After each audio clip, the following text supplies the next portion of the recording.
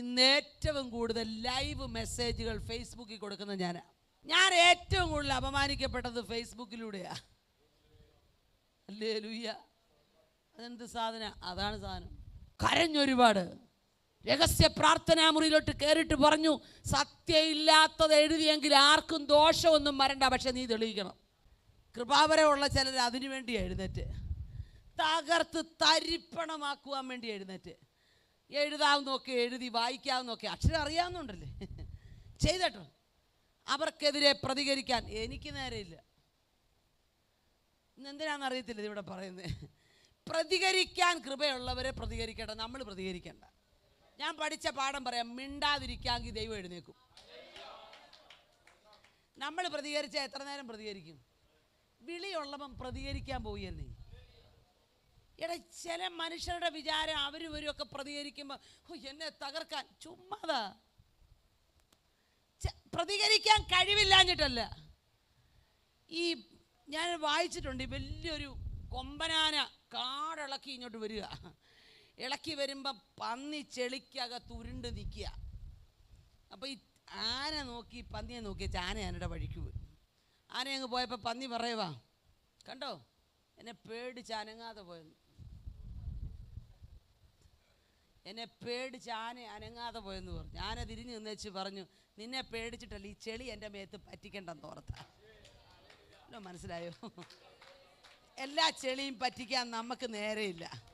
എഴുതുന്നവർ എഴുതുക, വായിക്കുന്നവർ വായിക്ക്, അതിൽ കൃപാവരമുള്ളവർ അതിൽ സന്തോഷിക്കും. ഞങ്ങൾക്ക് നേരെയില്ല. ഞങ്ങളുടെ മേൽ ദൈവം നൽകിയ അഭിഷേകത്തിൽ ചെയ്യാൻ പറ്റുന്നതൊക്കെ ചെയ്തിട്ട് വിളിക്കുമ്പോൾ തിരിച്ചു പോകാൻ ഞങ്ങളിരിക്കുക.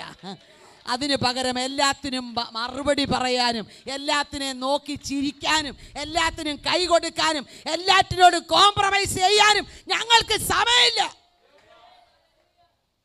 കരഞ്ഞൊരുപാട്. രഹസ്യ പ്രാർത്ഥനാ മുറിയിലോട്ട് കയറിയിട്ട് പറഞ്ഞു, സത്യം ഇല്ലാത്തത് എഴുതിയെങ്കിൽ ആർക്കും ദോഷമൊന്നും വരണ്ട, പക്ഷെ നീ തെളിയിക്കണം. പറ്റുമോ പറയാൻ? ഇന്ന് രാത്രി സ്വർഗം ചിലരോട് ചോദിക്കുക, നിന്റെ ജീവിതം കൊണ്ട് നീ ചിലത് തെളിയിക്കണം. 100 കണക്കിന് മനുഷ്യർ നിനക്കെതിരെ നിന്നാലും നീ പ്രതികരിക്കേണ്ട. കാലം തെളിയിക്കും നീ ദൈവത്തിൻ്റെ കൂടെയാണ്. നിന്റെ കൂടെ ദൈവമുണ്ടെന്ന് തെളിയിക്കാൻ ദൈവത്തിന് ആഗ്രഹമുണ്ട്.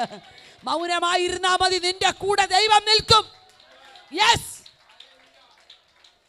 വിളിയുള്ളവന്റെ പുറകെ ഇങ്ങനെ നടക്കുകയല്ലേ, വിളിയുള്ളവനെ തകർക്കാൻ ഇങ്ങനെ നടക്കുകയല്ലേ. നിന്റെ കുടുംബത്തിനകത്തൊരു വിടുതൽ ലഭിക്കേണ്ടത് നിന്നിലൂടെയാണെന്ന് പിശാച് കണ്ടാൽ നിന്നെ തകർക്കാൻ അവന്റെ പദ്ധതി. അത് കാണുമ്പോൾ മൗനമായിട്ടൊന്ന് പ്രാർത്ഥിച്ചാൽ മതി. വർഷങ്ങൾ ചിലത് കഴിഞ്ഞു, ഒത്തിരി ഒന്നും കഴിഞ്ഞില്ല, 2-3 വർഷമേ കഴിഞ്ഞുള്ളൂ.